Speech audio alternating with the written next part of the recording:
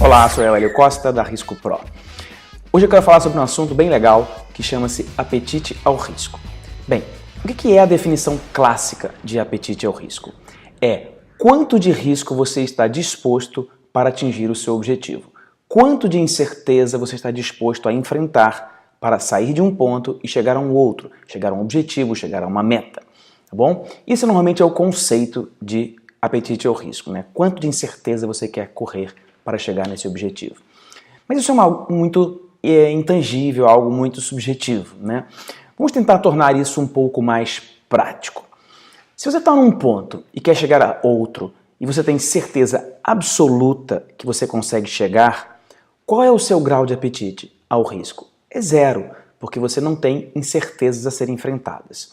Se você está em um ponto e quer chegar a outro ponto bem mais longe, onde você tem uma série de incertezas, uma série de desafios a correr, tá certo? A enfrentar, o seu apetite é alto e pode chegar ao ponto de ser muito alto e extremo, até o ponto onde praticamente a sua chance de sucesso é nula, tá bom? Então essa é a questão de o que é o apetite ao risco, assim, ó, quanto de distância, qual a diferença entre aquilo que você tem condição de fazer hoje, tem recursos para fazer hoje, tem certeza que você vai chegar a seu objetivo e essa distância enorme ou pequena que pode existir entre a sua condição atual, o seu estado atual e o estado desejado.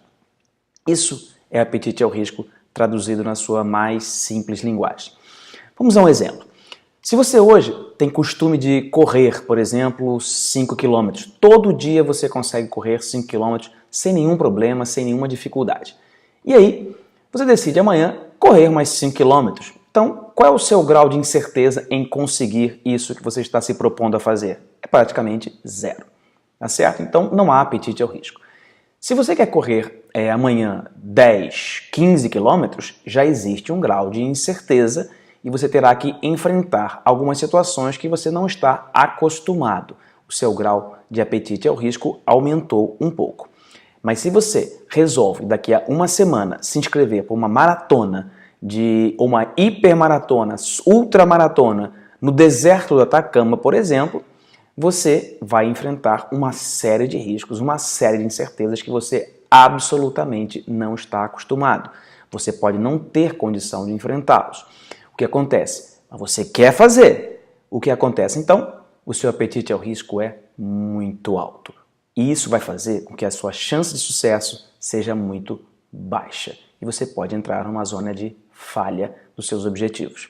Isso é apetite ao risco. É quanto você está querendo enfrentar de risco para chegar ao seu objetivo. Nesse nosso caso, a ultramaratona no deserto. Tá claro isso? Tá bom. Entendido esse conceito do que é o apetite ao risco, seja, essa distância entre o que você tem condições de fazer, o que você sabe, o que você tem recurso para fazer e aquilo que você precisa ou quer ou deseja alcançar, tendo este conceito em mente, como é que se mede o seu apetite ao risco? Isso é muito fácil. Eu criei uma técnica que você faz o seguinte. Você tem lá o seu objetivo e aí você vai listar tudo o que é necessário para você chegar a esse objetivo.